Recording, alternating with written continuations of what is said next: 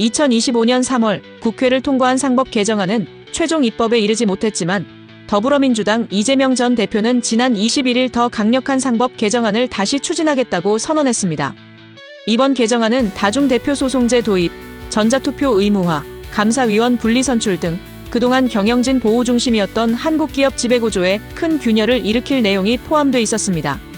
이재명 전 대표는 집중투표제, 감사위원 분리선출, 자사주 소각 제도화, 쪼개기 상장 제한 등 추가 개혁안을 예고하며 상법 개정은 소액주주 보호를 넘어 주식시장 활성화의 열쇠라고 주장하고 있습니다. 이에 대해 정치권과 투자계, 기업계는 극명히 엇갈린 반응을 보이고 있는데요. 상법 개정안이 통과되면 외국 투기 자본이 한국 기업을 집어삼킨다. 아니다. 이제야 제대로 된 주주권이 시작되는 거다. 이 두 의견으로 팽팽히 힘겨루기를 하고 있는 상황입니다. 오늘 돈 이슈에서는 이 개정안을 둘러싸고 벌어지는 기업 측의 반대 입장과 투자자 측의 찬성 입장을 정면으로 비교해보고 해외 사례를 객관적으로 알아보는 시간을 갖도록 하겠습니다.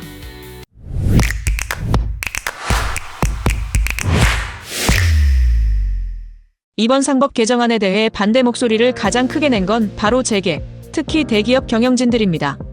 대한상공회의소는 성명을 통해 소액주주 보호라는 명분 아래 이사회 독립성은 약화되고 경영진은 소송 압박에 시달리게 될 것이라고 경고했습니다. 삼성전자 고위 관계자는 내부 회의에서 다중대표소송제가 통과되면 계열사 간 협력 관계가 소송 리스크로 전환돼 복합기업 전략이 무너질 수 있다고 발언했습니다. 또한 전국경제인연합회 전경련은 보고서를 통해 소액 지분을 가진 외국 펀드가 계열사를 활용해 소송을 남발할 경우 국내 기업의 핵심 전략 정보가 외부로 유출될 수 있다는 점을 우려했습니다. 실제 미국에서는 2022년 기준 S&P 500 기업 중 다중대표 소송이 제기된 사례가 1% 미만이지만 한국처럼 지배구조가 취약한 시장에서는 이 제도가 오히려 과잉 소송을 유발할 수 있다는 지적도 있습니다. 그에 반해 소액주주와 연기금, 기관 투자자 쪽에서는 이 개정안을 반기는 분위기입니다. 국민연금은 입장문을 통해 경영진의 견제 장치로서 감사분리 선출과 다중대표소송제는 장기적으로 기업 가치를 높이는 방향이라고 평가했습니다. 미래에셋증권 리서치센터는 2025년 4월 보고서에서 감사 선임의 독립성 확보와 이사회 책임 강화는 코리아 디스카운트 해소의 핵심 요인이라고 분석했습니다. 소액주주 행동 플랫폼 액트의 공동대표는 인터뷰에서 수많은 코스닥 기업에서 오너 일가의 배임과 부실 투자가 반복되고 있다. 지금처럼 손 쓸 수 없는 구조가 더 위험하다고 지적했습니다. 또한 국제의결권 자문사인 ISS는 한국 상법 개정 방향에 대해 글로벌 스탠다드에 가까워지는 조치라며 투명한 ESG 평가 체계에 긍정적이라고 밝혔습니다.